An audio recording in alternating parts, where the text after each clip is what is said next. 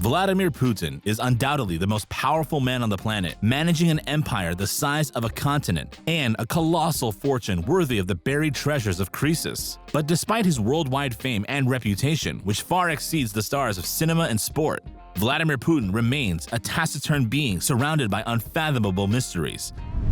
For behind the great walls of the Kremlin, no one really knows how this charismatic head of state exercises his power and influence. The former KGB spy has indeed managed to cultivate a real cult of secrecy, and few people can claim to know him inside and out.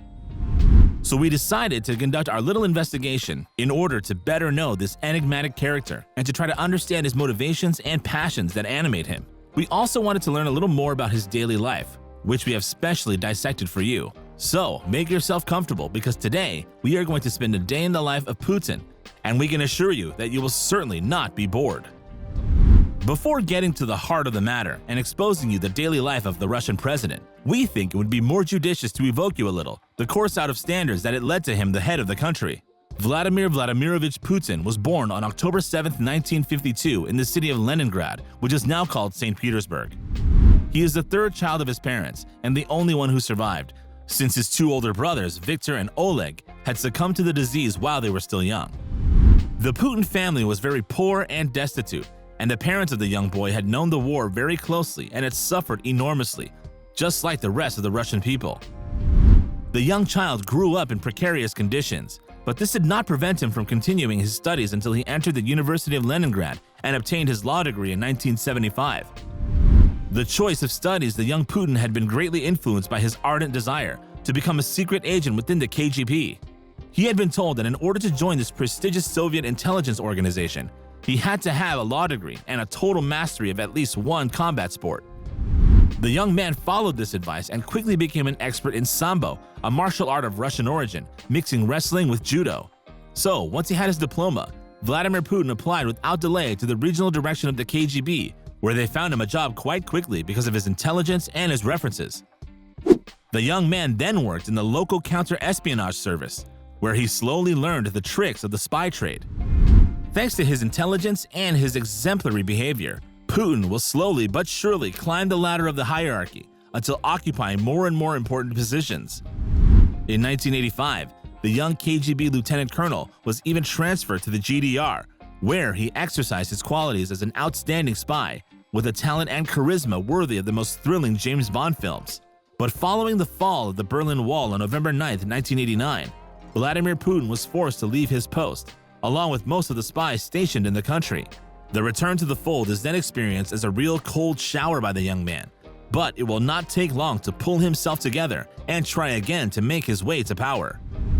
And it is thanks to his former professor at the university, Anatoly Sobchak, that Vladimir Putin concretizes this objective.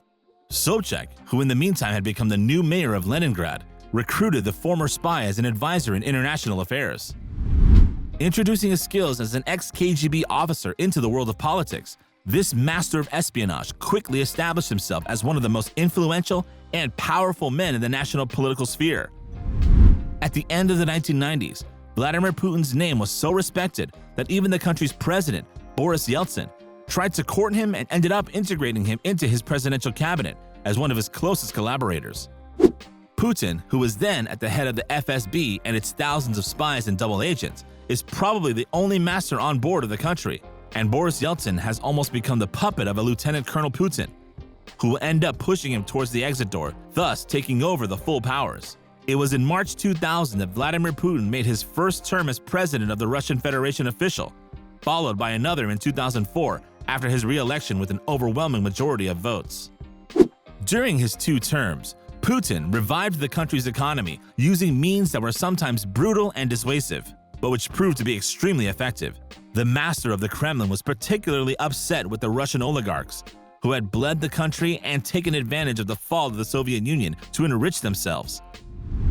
But what he hated most about these billionaires was the tax evasion they had set up, which deprived the country of monetary funds that it needed the most to develop. Vladimir Putin then decided to take action, and we can say that it was not too pretty to see. The former KGB spy proposed to these oligarchs, in the manner of a Don Vito Corleone sure of himself and of his strength, an offer they could not refuse. The deal was in fact very simple and consisted in sharing 50-50 all the wealth accumulated by the Russian billionaires with him. It was either that or the pure and hard deprivation of all their fortunes, as well as a prolonged visit in one of these Siberian gulags inherited from the time of Stalin. The choice was quickly made, and the master of the Kremlin succeeded in amassing a colossal fortune, amounting to some $200 billion and counting. But the advantage is that this stratospheric sum would remain in Russia, and the oligarchs were also required to invest what they had left in the country. Vladimir Putin thus became the richest man on the planet, and thus de facto the most powerful man as well. But as a former spy, the Russian president has remained very discreet about his private life, so that even his fellow citizens know very little about him and his daily life as head of state. The mystery that hovers around him and his family is indeed so thick that many people do not even know if he is married or even if he has children. And very few people can boast of knowing Putin's habits and favorite pastimes, not to mention his own character, which he always hides under his impassive air. Always dressed up and showing a half-faced smile, no one could indeed know the deep psychology of the state of mind of Putin or his real mood. But by observing this intriguing character a little more closely, we realize that he is not so different from us after all, because even if he literally looks like an old mafia godfather, overpowered and of course very elegant, Vladimir Putin leads a rather simple life, as you will see. And the first thing we can notice is that the undisputed master of the Kremlin is a lover of sleeping in. Yes, the most powerful man in the world likes to linger under his warm comforter, especially since it is usually freezing cold in Moscow. So Putin takes his breakfast in the early afternoon, and the meal is rather copious to start his working day as well. The menu includes a good cottage cheese, several drooling omelets, as well as a generous portion of porridge, plus a big plate of quail eggs.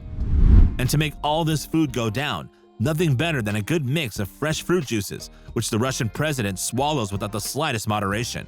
It must be said that for this accomplished sportsman, a boost of vitamins and proteins as soon as he wakes up is always welcome, and there is no trace of GMOs or pesticides in his fruits and vegetables, which all come without exception from the farm of Patriarch Cyril of Moscow, Russia's first religious leader. Indeed, Vladimir Putin only eats healthy and natural products, which have been selected with the greatest care, which is a guarantee that he will always remain in very good health. And right after this meal, the master of the Kremlin goes for a good swim, just to digest and refresh his ideas at the same time. Vladimir Putin loves swimming indeed, and can spend 2 hours a day swimming in his sumptuous personal pool. But although he loves to splash around in the water, the president is obliged to get out of it in order to attend to his governmental duties. That's how he will head to the Kremlin meeting room, where government representatives and ministers have been waiting for him for hours.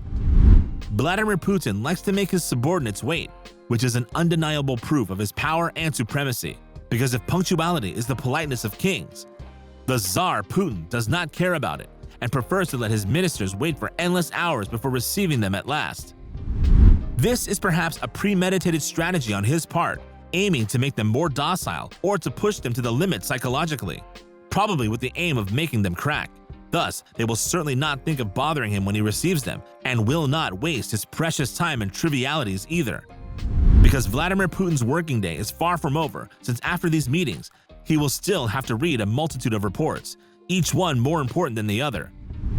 He will thus have to immerse himself in reading for several hours, scrutinizing with great attention the reports of his intelligence service, but also most of the national and international press titles.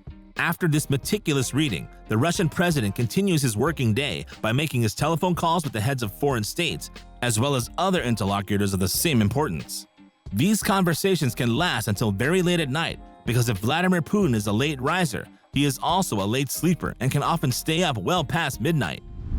This does not prevent him from practicing many sports and physical activities other than swimming, because the master of the Kremlin is a real athlete, and we can say that he is very well preserved for a man of 69 years.